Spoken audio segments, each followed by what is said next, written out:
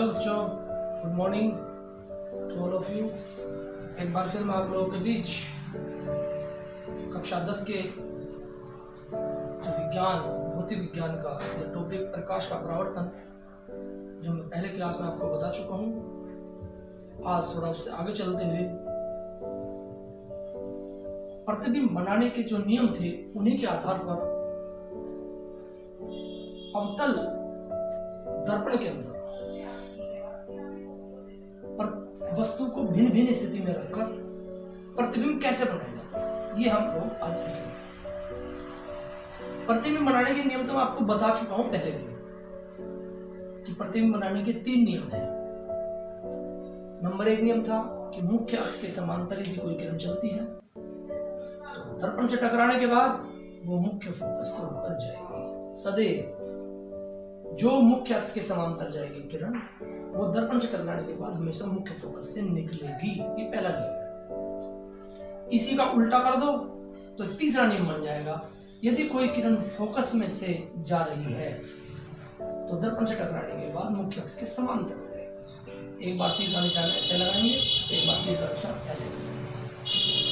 जब समांतर आएगी तीर ऐसे चलेगा, नीचे को चलेगा, और जब फोकस में को जाएगी और मुख्य अक्ष के समांतर तीर ऐसे चलेगा। तो ये 2 नियम बनाने के हैं। पहला नियम होगा मुख्य अक्ष के समांतर चलने वाली प्रकाशीय किरण दर्पण से टकराने के बाद अर्थात परावर्तन के बाद सदैव मुख्य फोकस से होकर जाएगी, या मुख्य फोकस में से होकर जाने वाली किरण यदि किरण इधर से भी फोकस में बनी तो टकराने के बाद मुख्य अक्ष के समांतर हो जाएगी।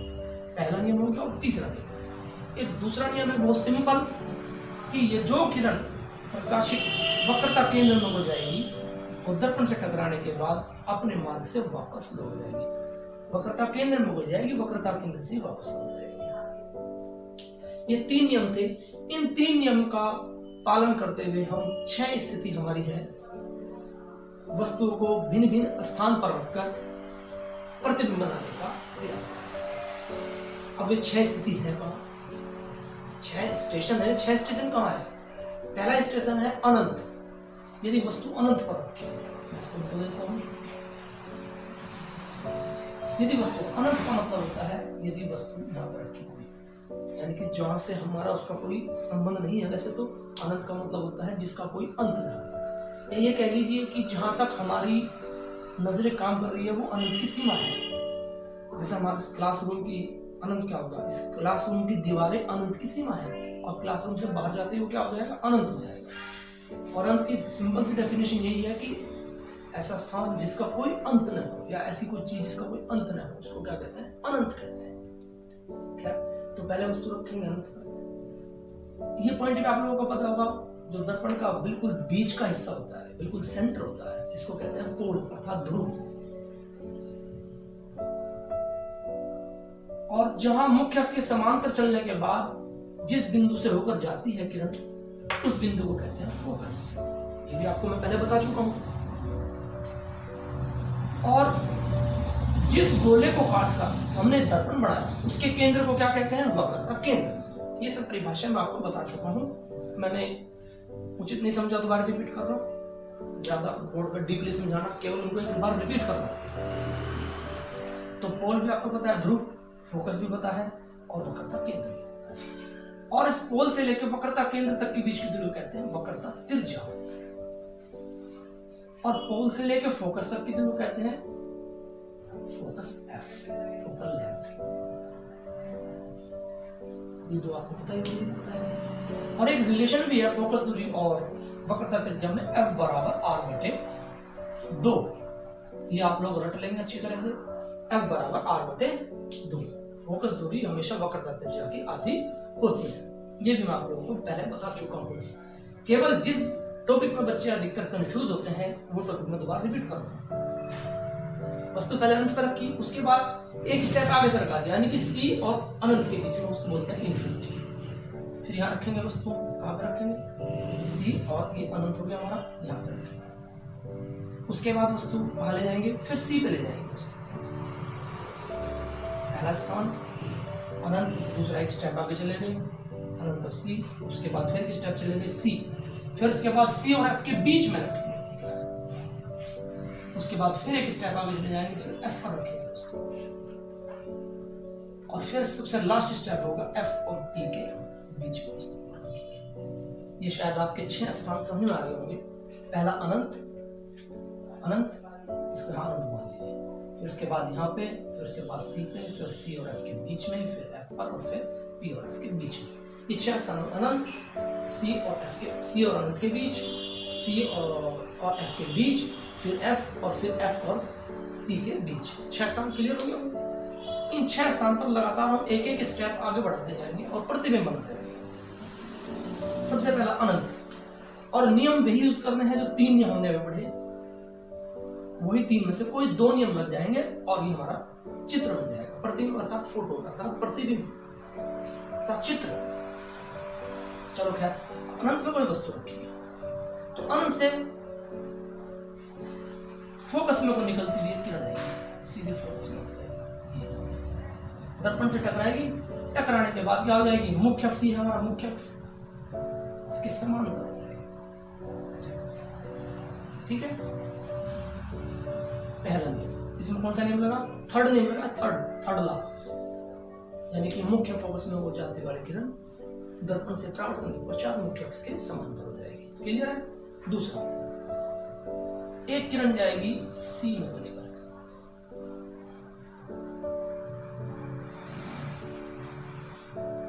सी में को निकल के जाएगी और दर्पण से टकराने के पश्चात अपने मार्ग पर वापस जहां दोनों रेखाएं आपस में काटती हैं वहां पर हमारा प्रतिबिंब बन जाएगा। इसको कहते हैं फोटो। तो हमारा प्रतिबिंब कैसा बना, उल्टा, एक बार उल्टा, वस्तु से छोटा बना। कैसा बना, वास्तविक बना।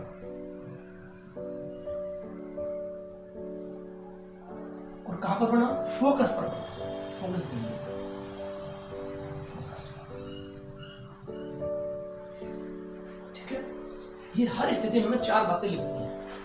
कैसा बना, उल्टा, ये उल्टा है, इसका मुंह ऊपर को, इसका मुंह नीचे को, उल्टा। छोटा बना, वस्तु बड़ी है, छोटा बना। वास्तविक, जो एक वास्तविक प्रतिबिंब और आभासी प्रतिबिंब में आप लोगों को बता चुका हूं।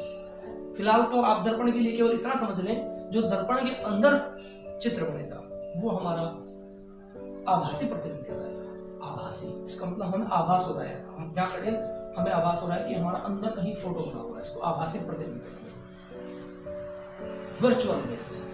और जब दर्पण सामने है और फोटो इधर ही कहीं बनता है, पर्दे पर बनता है, इधर से। हालांकि आप लोगों ने देखा नहीं होगा ऐसा, लेकिन ये कुछ प्रैक्टिकल वैज्ञानिक लोगों ने किए हुए हैं। सब तो यहाँ व्यवस्था नहीं हो पाएगी, तो जो दर्पण के इस साइड में प्रतिबिंब बनता है, अगली क्लास में आप पढ़ोगे, आपको प्रैक्टिकल करके दिखाए जाएंगे, वो वास्तविक प्रतिबिंब बनता है। क्लियर है। अब वस्तु आ गई यहाँ पर भी वही नियम लगेगा। कौन सा, 2 नियम लगेंगे, कोई से भी 2 नियम लगा लीजिए आप। मुख्य अक्ष के समांतर लिए फोकस में होना चाहिए। एक वक्रता केंद्र में उड़ जाएगी और अपने मार्ग से वापस लौट जाएगी। कहाँ काटा, यहाँ पे, जहां पर काटा यहाँ पर प्रतिबिंब, अर्थात प्रतिबिंब कहाँ बना, पहला बना उल्टा। ठीक है, वस्तु से छोटा बना, भी छोटा बनता है प्रतिबिंब, उल्टा बना, छोटा बना, सी व एफ के बीच बना, नहीं वास्तविक बना, वास्तविक, वस्तु से छोटा, छोटा हो गया, कहां बना, सी व एफ के बीच। क्लियर हो गया। देखिए, पहला भी अनंत पे फोकस पे बना, ऐसे ये वस्तु रखी है अनंत पे, प्रतिबिंब ऐसे बना फोकस पे। अब हमने एक पग इसको सरकाया तो हमारा प्रतिबिंब भी एक पग यहाँ पर, पहले फोकस इधर सर गया, एक पग इधर चले तो प्रतिबिंब भी एक पग इधर चले गया। अब चलेंगे हम सी पर। सी पर भी वही काम होगा, मुख्य अक्ष के समांतर जाएगी फोकस में, कोई दिक्कत। अब सी मुख्य अक्ष से समांतर में फोकस में निकल गया है, दूसरी किरण कहाँ को जाएगी, सीमा को जानी चाहिए, लेकिन सीमा को तो जा नहीं सकते क्योंकि सी के ऊपर तो वस्तु रखी है पहले, तो क्या होगा, वस्तु फोकस में और कहाँ को निकल जाएगी, फोकस में जाएगी, मुख्य अक्ष के समांतर,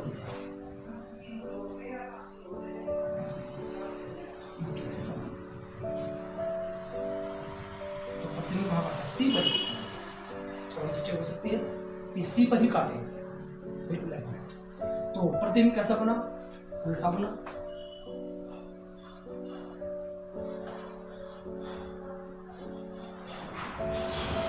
वस्तु के बराबर, वस्तु के बराबर, वास्तविक, क्योंकि ये भी दर्पण की दाहिनी साइड में है, वास्तविक। और कहाँ बन रहा है, सी पर ही बना, सी पर।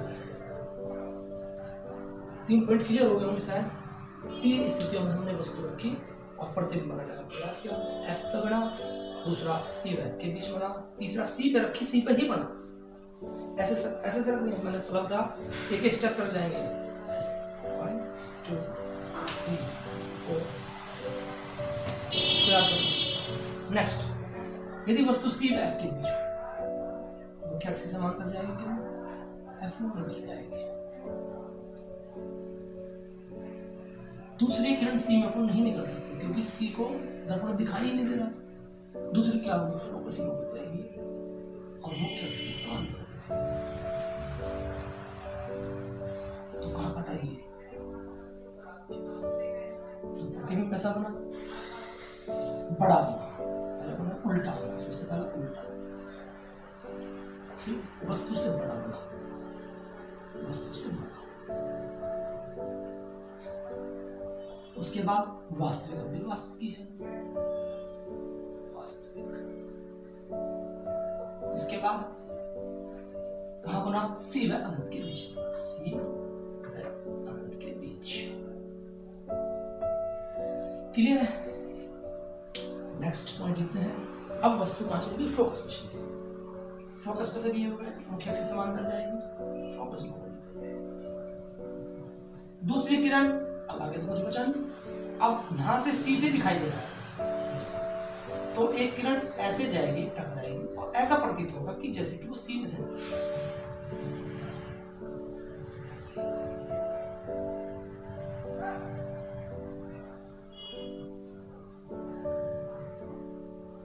ये कहीं भी नहीं काटेगी,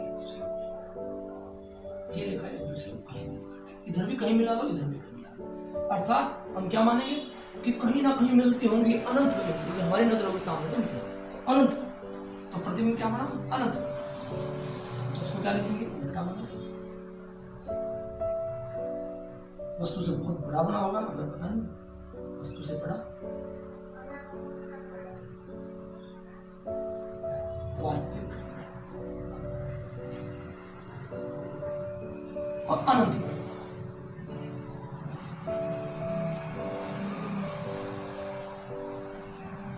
पांच पॉइंट हो गए। अनंत पे रखा, फोकस पे बना, और फोकस पे रखा तो कहां बना, अनंत पे। अब लास्ट पॉइंट बचा है आपका, यदि वस्तु P और F के बीच रखी तब मुख्य अक्ष से समांतर जाएगी, फोकस पे। अब यहां से भी वही काम होगा जो यहां पे हुआ था। अब C में पहुंचाएगी, ऐसा लगेगा कि जैसे यहां से कोई किरण जा रही हो, टकरा रही है और ऐसी भी ऐसी पहुंच जा रही है। तो इसको हम जब आगे बढ़ाने की कोशिश बढ़ाएंगे तो ये कहीं ना कहीं मिल जाएगी यहाँ।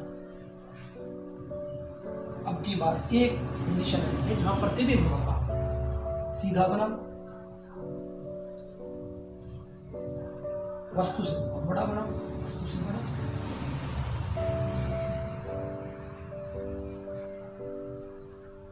और F व P के बीच, F व P के बीच नहीं, वास्तविक, आभासी, आभासी,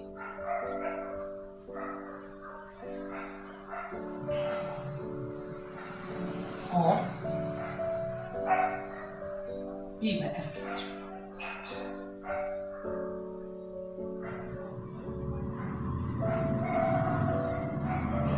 दाहिनी साइड भी है, इधर साइड भी है, FBSC भी है।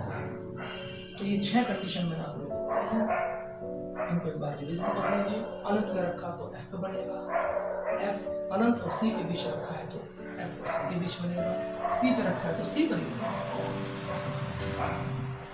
C व F के बीच रखा है तो F बनेगा, C व अनंत के बीच F पे रखा है तो अनंत बनेगा। ये दोनों तो आराम से आ जाएगा, ठीक है बच्चों। और यदि केवल एक कंडीशन ऐसी है जिसमें केवल आभासी प्रतिबिंब है, वो भी अर्थात दर्पण के अंदर बनता है। जब हम बिल्कुल अवतल दर्पण को मुंह बिल्कुल ऐसे सटा के तो हमें अपना चेहरा दिखाई देगा बड़ा, और बड़ा दिखाई देगा, इससे बड़ा प्रतिबिंब, और वो आभासी होगा। और फोकस और बीच में तो बाहरी साइड फोकस, जितनी दूरी फोकस इधर है इतनी दूरी उधर है। या ये कह लो कि दर्पण के अंदर बनेगा, अर्थात आभासी बनेगा, आभासी बनेगा और दर्पण के अंदर बनेगा। क्लियर है? तो ये 6 पॉइंट बच्चों बड़ी सतर्कता के साथ, बड़े ध्यान के साथ आप लोग इस टॉपिक को याद करेंगे, क्योंकि इस चैप्टर के अंदर ये मेन टॉपिक है। कल मैं आपको F, P, U, V और F इन तीनों में संबंध स्थापित करके बताऊंगा कि U क्या होता है, दर्पण से वस्तु की दूरी को U कहते हैं, V क्या है, दर्पण से प्रतिबिंब की दूरी को V कहते हैं, और F दर्पण की फोकस दूरी को कहते हैं। और आपको शायद ये भी पता होगा कि उत्तल दर्पण की फोकस दूरी हमेशा पॉजिटिव होती है और अवतल दर्पण की फोकस दूरी हमेशा नेगेटिव होती है। निर्देशांक ज्यामिति की कुछ परिपाटी है, मैं एक बार दोबारा वो भी आपके सामने रिपीट कर दूंगा, लेकिन सबसे पहले आपका काम है कि जो केवल और केवल ये 6 स्थिति हैं और 6 की 6 स्थिति में प्रतिबिंब कहाँ और कैसे बनता है ये आप लोगों को बिल्कुल क्लियर करना है। यदि एक बार समझ में आए तो वीडियो को बार बार रिपीट करके आप लोग देख सकते हैं। यदि कोई प्रश्न बचता है शेष, उसके बाद आप मुझसे फोन करके भी मुझसे पूछ सकते हैं। इन्हीं शब्दों के साथ आज का टॉपिक यहीं पर समाप्त करते हैं, कल पुनः फिर मिलेंगे। धन्यवाद, जय हिंद, जय भारत।